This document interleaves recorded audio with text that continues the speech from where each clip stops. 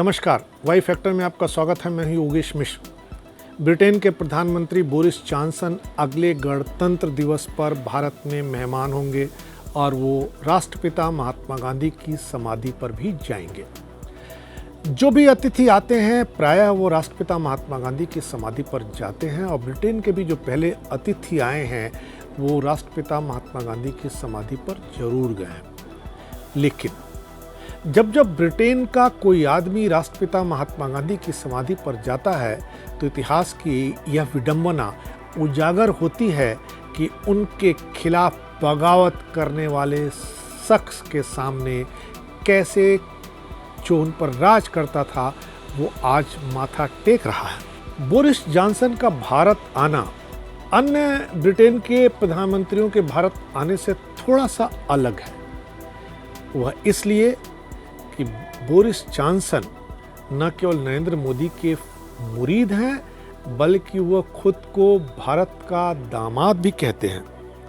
हालांकि वे अलग किस्म के दामाद हैं। उनकी दूसरी तलाकशुदा पत्नी मारिना व्हीलर की माता सरदारनी दीप सिंह कौर सरगोधा जो पाकिस्तानी पंजाब में है वहाँ की थीं।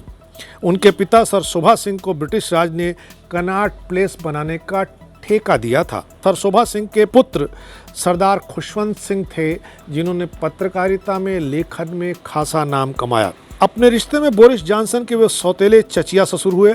शायद इसी रिश्तेदारी के नाते ब्रिटिश प्रधानमंत्री ने घोषणा की थी कि भारत से ब्रिटेन का व्यापार अब दुगुना किया जाएगा। नानक धर्म के इस रिश्तेदार जॉनसन महोदय ने ब्रिस्टल नगर के गुरुद्वारे में कह दिया था कि भारतीय मदिरा के ब्रिटेन में विक्रय को कर मुक्त वो कर देंगे। वे अपने भारतवासी सिख रिश्तेदारों को स्कॉच भेजते थे। इस पर सिख महिलाएं गरजी कि उनके धर्म में शराबबंदी है, ऐसा काम अधर्मी होगा। जॉनसन को इसके लिए क्षमा मांगनी पड़ी।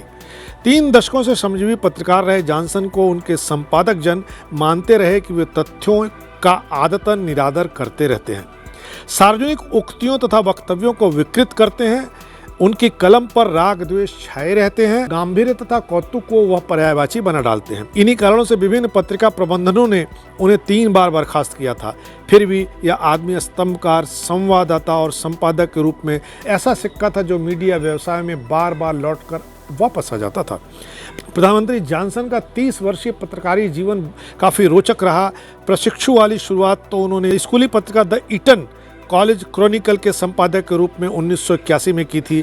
ऑक्सफोर्ड विश्वविद्यालय छात्र यूनियन के अध्यक्ष के काल में वे व्यंग पत्रिका द ट्रिब्यूटरी के प्रधान संपादक बने।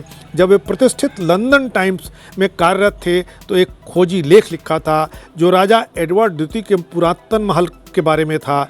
जॉनसन ने उसमें कल्पित तथ्य लिखे। जांच के बाद जॉनसन को वहां से बर्खास्त किया गया था। फिर वे दैनिक टेलीग्राफ से जुड़े। वे राजधानी ब्रुसेल्स में ब्यूरो प्रमुख हुए। यहाँ भी वे कर्तव्य दिखाने से बाज नहीं आए। यूरोपीय आयोग की तीव्र आलोचना में उन्होंने कई विवादित रिपोर्ट भेजी जो छपी भी थी। इनकी समीक्षा कर वरिष्ठ संपादक क्रिस पैटन ने जॉनसन को फर्जी पत्रकार का महानतम रचयिता बताया था।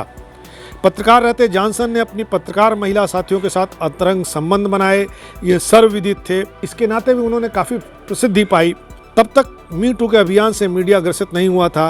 कुछ नाम जो उस समय चले उनमें खास से पेट्रोनेला वयाट और एन्ना फजकरली। इन रूमानी संबंधों पर नाटकों का मंचन भी हुआ और मीडिया में व्यंग्यात्मक लेख भी छपे।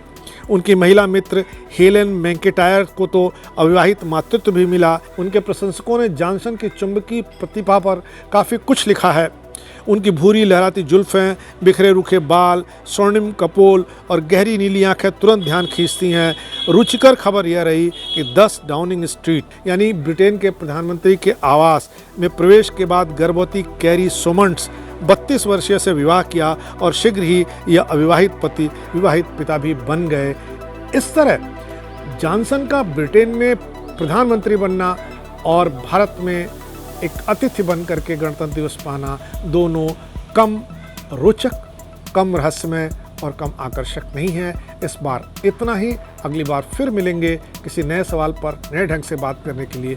तब तक के लिए नमस्कार। Y factor with Yogesh Mishra.